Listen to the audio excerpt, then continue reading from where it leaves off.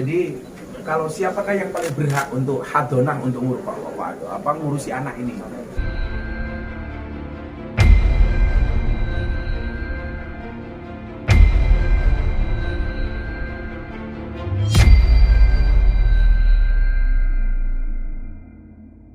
Itu ya adalah orang yang paling dekat dengan yang bersangkutan.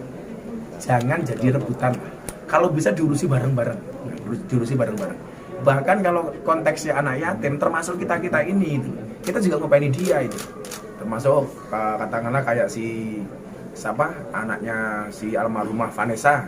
Yuk kita bantu bareng-bareng.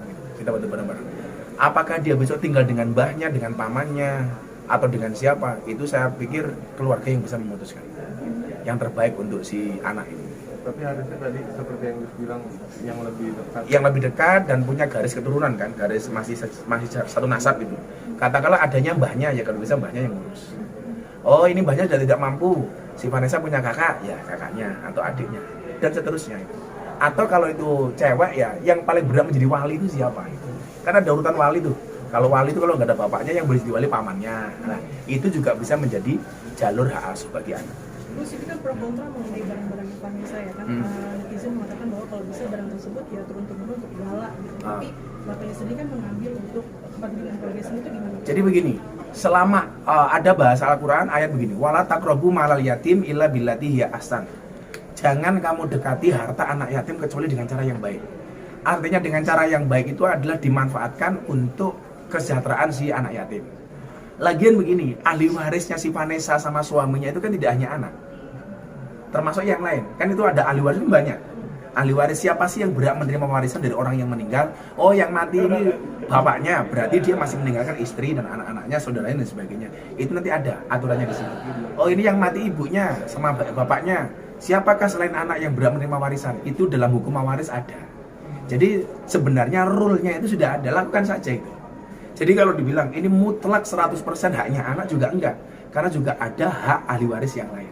Tapi kalau kemudian yang lain mengatakan ya sudahlah untuk perkembangan si anak semuanya, karena hukum waris itu bisa diatur menggunakan hukum agama maupun hukum adat. Artinya hukum adat itu adalah ya baiknya bagaimana menurut keluarga, menurut ahli waris. Itu boleh-boleh saja, tidak harus menggunakan hukum waris Islam. Hukum adat pun boleh. Katakanlah anaknya 4 umpamanya. Anaknya 4, ini punya tanah 1 hektar, didum secara adil, nggak ada masalah, boleh-boleh saja. Tapi ini mengatasnamakan adik untuk adik Vanessa, sedangkan adik itu kan masih tanggung jawab orang tuanya gitu. Kita lihat apakah adik itu termasuk ahli waris, termasuk di dalamnya. Kalau memang termasuk di dalamnya, katakanlah, tapi kan pasti beda prosentasenya. Kalau anak prosentasenya sekian, orang tua juga dapat warisan dari anaknya sekian. Itu pasti prosentasenya berbeda. Nah, kalau ngomong soal itu, pasti prosentase terbesar adalah untuk siapa namanya anak itu? Si Gala. Prosentase terbesar pasti untuk si Gala. Nggak mungkin untuk yang lain.